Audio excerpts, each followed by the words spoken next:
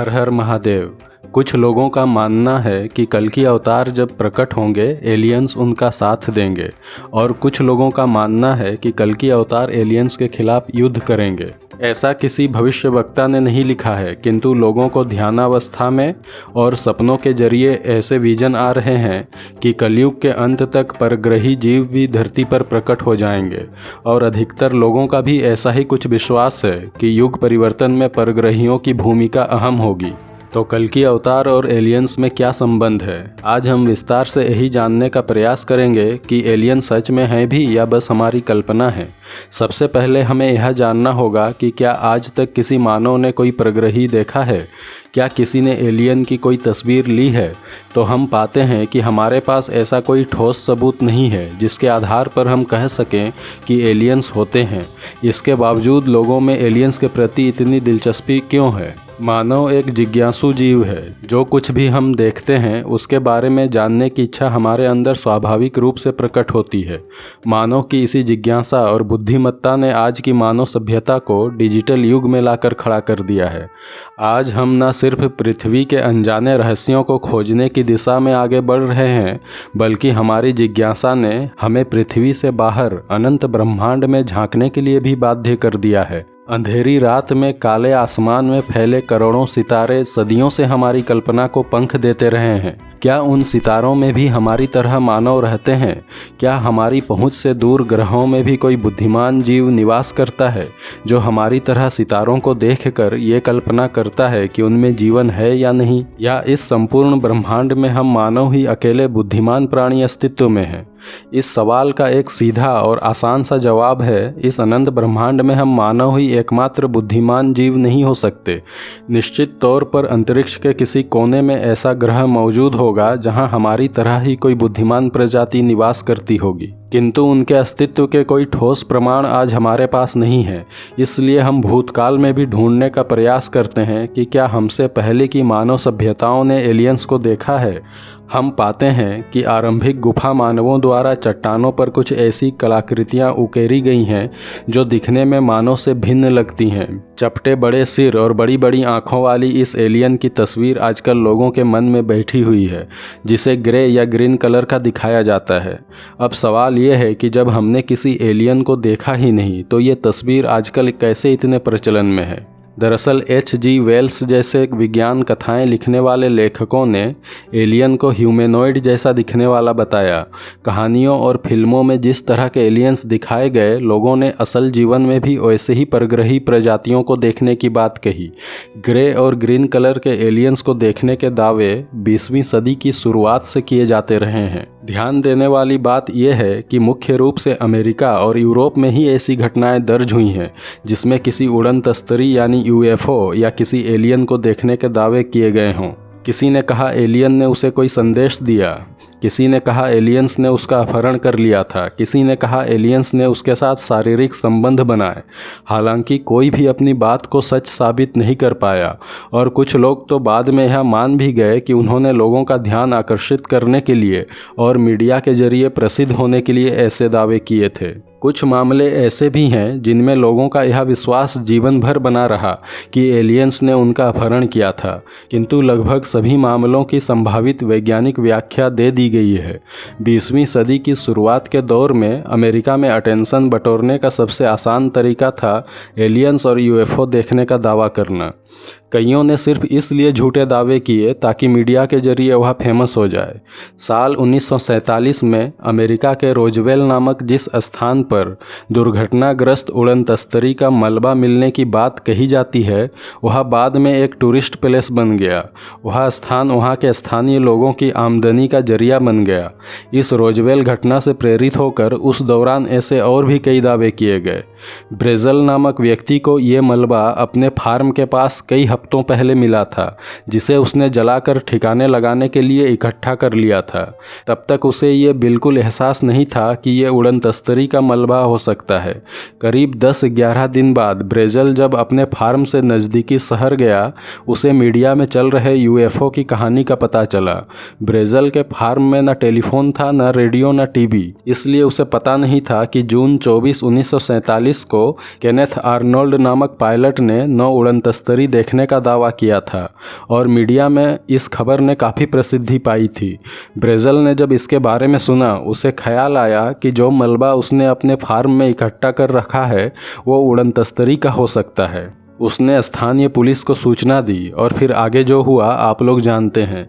ऐसा दावा किया गया कि वह मलबा क्रैश हुए यूएफओ का है। फिर उसमें अफवाहें जुड़ी कि वहाँ से एलियंस के मृत शरीर भी बरामद हुए। समय गुजरने के साथ कई लोगों ने खुद को यूएफओ क्रैश का चश्मदीद गवाह के रूप में पेश किया। रोजवेल में जो कथित मलबा मिला उसकी ये एकमात्र तस्वीर है। इसमें आप देख सकते हैं टिन फॉयल, रबर और लकड़ी के तख्ते हैं। तो इसे परग्रहियों का यान मान लेना सही नहीं होगा। हाँ, यदि एलियन रबर और लकड़ी के बने यान में उड़ते हैं तो बात अलग है।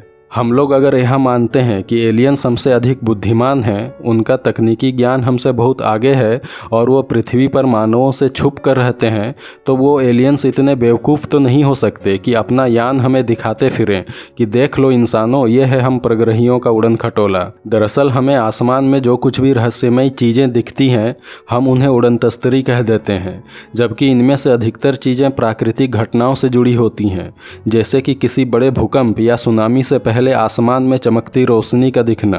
इनका रंग सफ़ेद, पीला, काला कुछ भी हो सकता है और हम इन्हें देखकर उड़न तस्तरी मान बैठते हैं कि ये भूकंप और सुनामी की चेतावनी देने आए थे, जबकि ये एक विशुद्ध प्राकृतिक घटना है। पिछले कई सालों से हिस्ट्री टीवी पर एक प्रोग्राम चल रहा है, एंशिएंट एलियंस। कई लोगों ने इस टीवी सीरीज को देखा होगा। तथ्यों को तोड़ मरोड़ कर हर चीज़ का संबंध एलियंस से जोड़कर दिखाया जाता है इसमें। इन सब की शुरुआत हुई 1960-70 के दशक से, जब एरिक वॉन डेनिकन की किताब चैरियट ऑफ गॉड्स प्रकाशित हुई।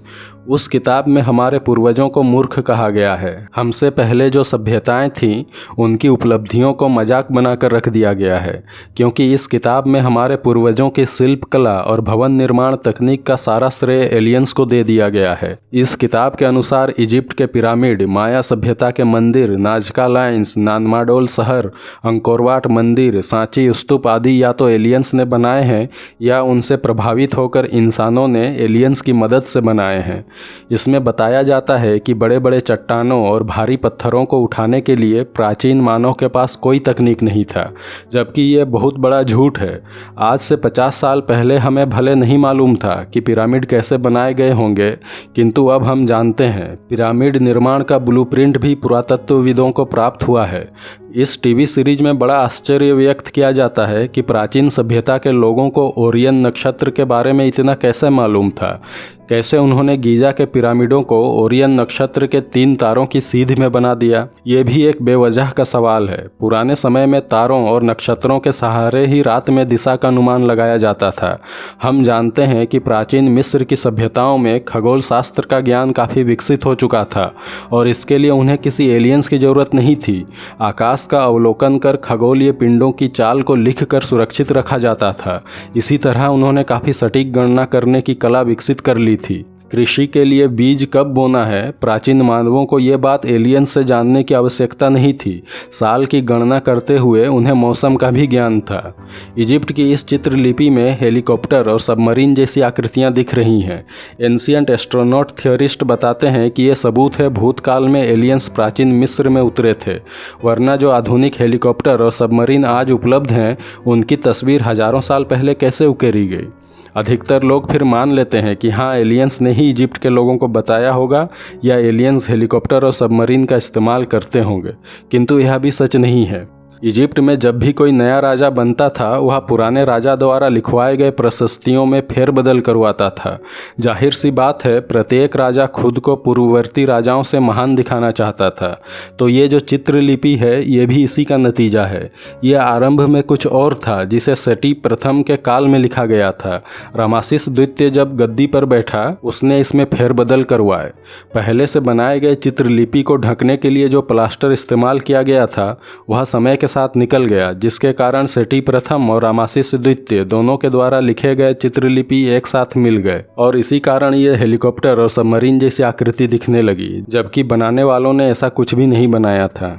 इसके अलावा यह एक और प्रसिद्ध चित्रलिपि है जिसके बारे में कहा जाता है कि यह एक इलेक्ट्रिक बल्ब है। उनके मुताबिक प्राचीन मिस्र वासियों को इलेक्ट्रिसिटी का ज्ञान था और ये चित्रलिपि साफ साफ दर्शाती है कि उनके द्वारा किस तरह बिजली का बल्ब उपयोग में लाया जाता था। किंतु यह भी एक गलत तथ्य है। इसमें सिर्फ चित्र को देखकर कोई भी अंदाज़ा लगाना सही नहीं है। यह आपको बल्ब कहाँ से दिखता है? ये एक फूल जैसी आकृति है और इसके अंदर एक सांप है। मुझे तो ये नाग सांप का तेल निकालने की विधि बताता कोई यंत्र जैसा लग रहा है, किंतु ये इन दोनों में से कुछ भी नहीं है। ये क्या है इसी में लिखा हुआ है। इसमें दिख रही प्रत्येक आकृति प्राचीन मिस्र के धर्म से जुड़ी हुई है। यह आकृति मुख्यतः उनके क्रिएटर गॉड होरस सेमाटेई का प्रतीक चिन्ह है, जिसे हम होरस कह सकते हैं। Horus who unites the two lands. यह आकृति होरस को कमल के फूल में से निकलते सांप के रूप में दर्शाती है। प्राचीन इजिप्ट में इसी प्रकार के प्रतीक चिन्ह प्रत्येक देवता के लिए इस्तेमाल किए जाते थे, किंतु सभी चीज़ों को एलियन से जोड़ने वाले इन सभी जानकारियों को छोड़ देते हैं और वो चीज़ पकड़ लेते हैं जिसके सहारे वो अपनी राय को सही साबित कर सकें। एंशिएंट एस्ट्रोनॉट थियरिस्ट को हर जगह वही दिखता है जो वो देखना चाहते हैं, ताकि जो भी उन्हें समझ ना आए उन सब का क्रेडिट एलियंस को दे दें। मैं जानना चाहूँगा कि क्या एरोप्लेन बनाना हमें एलियंस ने सिखाया? क्या बिजली और जनरेटर बनाना हमें एलियंस ने सिखाया? पहला वाष्प इंजन एलियंस ने बनाया या मानव ने? टेलीफोन, कंप्यूटर, इंटरनेट ये सब बनाना क्या हमें एलियंस ने सिखाया? ज़रा सोचिए कि यदि आज से 1000 साल बाद की मानव सभ्यता ये कहे कि एलियंस ने आकर उन्हें इंटरनेट की खोज में मदद की थी, एलियंस ने ही उन्हें अंतरिक्ष में उपग्रह भेजने की तकनीक बताई थी, तो हमें कैसा लगेगा? मतलब ये तो मानव जाति की बुद्धिमत्ता और परिश्रम के ऊपर थूकने जैसा हुआ। ठीक यही काम आज खुद को एंशिएंट एस्ट्रोनॉट थियरिस्ट कहने वाले कर रहे हैं। हमारे पूर्वजों की मेहनत और बुद्धि का मजाक उड़ा रहे हैं। और बात सिर्फ इतनी नहीं है, ये लोग नस्लवाद की मानसिकता से भरे हुए हैं। एशिया, अफ्रीका, उत्तरी व दक्षिणी अमेरिका के कई देशों की बौद्धिक उपलब्धियों को ये लोग पचा नहीं पाते, इसलिए इन सब का श्रेय ये लोग एलियंस को देने लग जाते हैं। दरअसल इन्हें ये बात हजम नहीं होती कि एशिया, अफ्रीका जैसे देशों के प्राचीन लोग और अन्य आदिवासी लोग इतनी जटिल निर्माण कैसे कर सकते हैं। इन तथाकथित एंशिएंट एलियन स्पेशलिस्ट को जब पता चलता है कि भारत में हजारों साल पहले चरक और सुश्रुत जैसे आयुर्वेद थे, इनके पेट में खलबली मच जाती है। ये बात इनके बर्दाश्त से बाहर हो जाती है कि भारत में हजारों साल पहले इतनी उन्नत चिकित्सा विज्ञान का अस्तित्व था। इसलिए फिर ये लोग हमारे ऋषियों की बौद्धिक क्षमता का मजाक उड़ाते हुए कहते हैं कि उन्हें ये ज्ञान एलियंस ने दिया। मतलब इनके मुताबिक गोरे यूरोपियन लोगों को छोड़कर बाकी जिन्होंने भी कोई उपलब्धि हासिल की वो एलियंस के सहारे की। ये है इनकी नस्ल भेद की मानसिकता। सिर्फ गोरे यूरोपियन ही हैं जो अपने बलबूते सभ्यता का विकास करते हैं। बाकी दूसरे लोग इतने मूर्ख हैं कि उन्हें भाषा और राजनीति का ज्ञान पाने के लिए एलियंस की ज़रूरत पड़ती है। दरअसल एंशिएंट एलियन टीवी प्रोग्राम का मुख्य काम यही है, भूतकाल के मानव की हर तरह की उपलब्धियों को एलियन से जोड़ देना। इनके मुताबिक एलियन ने ही मानव को बनाया, क्योंकि उन्हें सोने की खुदाई करने के लिए मजदूर चाहिए थे। कभी ये लोग कहते हैं कि जिन्हें हम देवी देवता मानते हैं वही एलियंस हैं, और कभी कहते हैं कि एलियंस इंसानों का अपहरण कर रहे हैं। अगर एलियंस ही हमारे भगवान हैं और उन्होंने ही हमें बनाया है, तो हमारा अपहरण क्यों करेंगे? या तो वो हमारे भगवान नहीं है या फिर अपहरण वाली बात झूठी है। इन तथाकथित एलियंस विशेषज्ञों के मुताबिक एलियंस पृथ्वी की औरतों के साथ शारीरिक संबंध बनाते हैं। लियोनार्डो डा विंची, आइंस्टाइन और निकोला टेस्ला जैसे बुद्धिमान लोगों को ज्ञान देते हैं। और तो और ये एलियंस महान राजाओं को उनकी मृत्यु के बाद अपने साथ यान में बिठाकर अंतरिक्ष में भी ले जाते हैं। ये तस्वीर राजा पकाल की है, जो 7वीं सदी में माया सभ्यता के राजा थे। एंशिएंट एलियंस के विशेषज्ञों का कहना है कि यह तस्वीर साफ साफ दर्शाती है कि किंग पकाल एक रॉकेट में बैठकर आसमान की ओर जा रहे हैं। उनके नाक में ऑक्सीजन सप्लाई हो रहा है और उनके हाथ रॉकेट को कंट्रोल कर रहे हैं। यहाँ भी फिर वही बात है कि उन्होंने वही देखा जो वो देखना चाहते थे, किंतु सच्चाई ये है कि जिसे वो लोग रॉकेट बता रहे हैं वो विश्व वृक्ष है, जो माया सभ्यता के दर्शन का एक हिस्सा है। और किंग पकाल के इस सार्कोफेगस के अलावा ये विश्व वृक्ष अन्य कई जगहों पर भी उकेरा मिलता है। यह वृक्ष 3 दुनिया को दिखाता है, ऊपर देवताओं का लोक, बीच में पृथ्वी और नीचे पाताल। इस सार्कोफेगस में पकाल को मृत्यु के बाद पाताल में जाते और फिर पुनर्जन्म लेते हुए दिखाया गया है।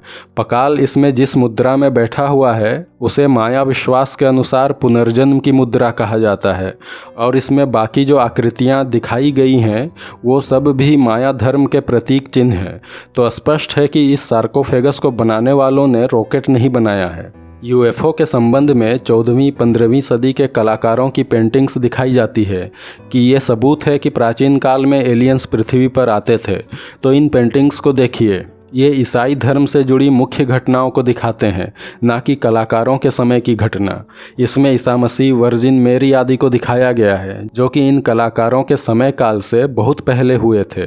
तो जाहिर सी बात है कि ना लियोनार्डो डा विंची ने ईसा मसीह का बपतिस्मा देखा था और ना ही अन्य किसी पेंटर ने। रेनेसा पीरियड के कलाकारों ने फरिश्तों को दर्शाने के लिए जलते हुए बादल, आकाश से निकलती रोशनी, विचित्र पंखों वाला जीव और वायुयान का इस्तेमाल किया। तो ये सभी पेंटिंग्स उसी का उदाहरण है। ये उनकी कल्पना है जो ईसा मसीह के जीवन को कई दृष्टिकोण से दर्शाती है। उनके सहारे हम ये नहीं कह सकते कि इन कलाकृतियों को बनाने वालों ने यूएफओ देखा था। एक और बात बताई जाती है कि अमेरिका यूएफओ और एलियंस की जानकारी दुनिया से छुपाता है। एरिया 51 में उसने क्रैश हुए यूएफओ रखे हैं। जीवित और मृत एलियंस भी एरिया 51 में है। किंतु अगर अमेरिका सब कुछ गुप्त रखता तो आज ऐसी अफवाहें भी सुनने को नहीं मिलती। अमेरिकन एयरफोर्स, नेवी और नासा से रिटायर हुए बहुत सारे ऑफिशियल्स गुप्त जानकारी लीक करते हुए बहुत सारी बातें बताते हैं, जैसे कि अमेरिका ने जीवित एलियंस पकड़ रखे हैं। एयरफोर्स ने उन एलियंस की मदद से तरह तरह के यान बनाए हैं, हथियार बनाए हैं। किंतु इसमें समझने वाली बात यह है कि इन सब बातों का खुलासा करने वालों का मकसद क्या है। क्या ये नहीं हो सकता कि अमेरिकी प्रशासन के कहने पर ही वो ये सब उठपटांग बातें पब्लिक में जाहिर करते हैं, ताकि लोगों के मन में अमेरिका के सुपर पावर वाली छवि और मजबूत हो। हाँ, ये सच है कि अमेरिका ने ऐसे जासूसी एयरक्राफ्ट बना लिए हैं जो देखने में बिल्कुल परग्रहियों के उड़न तस्तरी जैसी है, और अनेकों बार लोग वही देखकर उसे यूएफओ समझ लेते हैं। अमेरिका जानबूझकर ऐसी कहानियों को फैलने देता है जिससे उसे फ़ायदा हो। उसने छुपाने की कोशिश तो कभी नहीं की। उसने प्रोजेक्ट ब्लू बुक नामक अभियान चलाकर एलियंस के रहस्य का पता लगाने की कोशिश की। समय समय पर कॉन्फिडेंशियल रिपोर्ट पब्लिक करके लोगों को बताने की कोशिश भी की कि वो एलियंस के मामले में गंभीर है। अमेरिकी प्रशासन जानता है कि वो एलियंस के अस्तित्व को नकार भी देगा तो इसके बहुत सारे अलग मायने निकाले जाएंगे, जिससे उसी को फायदा होगा। अब पूरी दुनिया अगर ये विश्वास करने लगे कि अमेरिका की ताकत के पीछे एलियंस का हाथ है तो इसमें अमेरिका का ही फायदा है। इसलिए मेरा ऐसा मानना है कि अमेरिका जानबूझकर अपने रिटायर्ड ऑफिसर्स को सिखा के भेजता है कि तुम्हें यह सब कहना है, क्योंकि अगर ऐसा नहीं होता तो जरा सोच कर देखिए कि सरकार का राज खोलने वालों का अमेरिका क्या हाल करता है। एडवर्ड स्नोडेन को रूस में शरण लेना पड़ा है क्योंकि उसने वाकई में अमेरिका के गुप्त रहस्य सार्वजनिक कर दिए थे। यूएफओ और एलियंस अगर सच में अमेरिका के पास होते तो जितने भी रिटायर्ड ऑफिशियल्स क्लासिफाइड जानकारी बताने का दावा करते हैं उन सबको या तो रूस में शरण लेना पड़ता या यमराज की गोद में, जबकि ये लोग आराम से बैठकर टीवी पर अमेरिकी सरकार का रहस्य खोलते हैं। तो इसी से समझ जाना चाहिए कि या तो सरकार की मिलीभगत है इसमें या फिर इन रिटायर्ड ऑफिशियल्स की बात झूठी है। वैसे भी अमेरिका के पहले राष्ट्रपति से लेकर डोनाल्ड ट्रंप तक सभी का मकसद यही रहा है कि अमेरिका के लोगों को हमेशा प्रेरित रखा जाए, भले ही वह फरिश्तों के नाम पर हो या भूतों के नाम पर हो या चाहे एलियंस के नाम पर हो। तो ये उनका तय एजेंडा है, एलियंस के नाम पर अपने देश को महान शक्तिशाली साबित करना। तो हमने जाना कि एलियंस के नाम पर क्या क्या झूठ फैलाए गए हैं, किंतु मुख्य सवाल वही है कि एलियंस होते हैं या नहीं।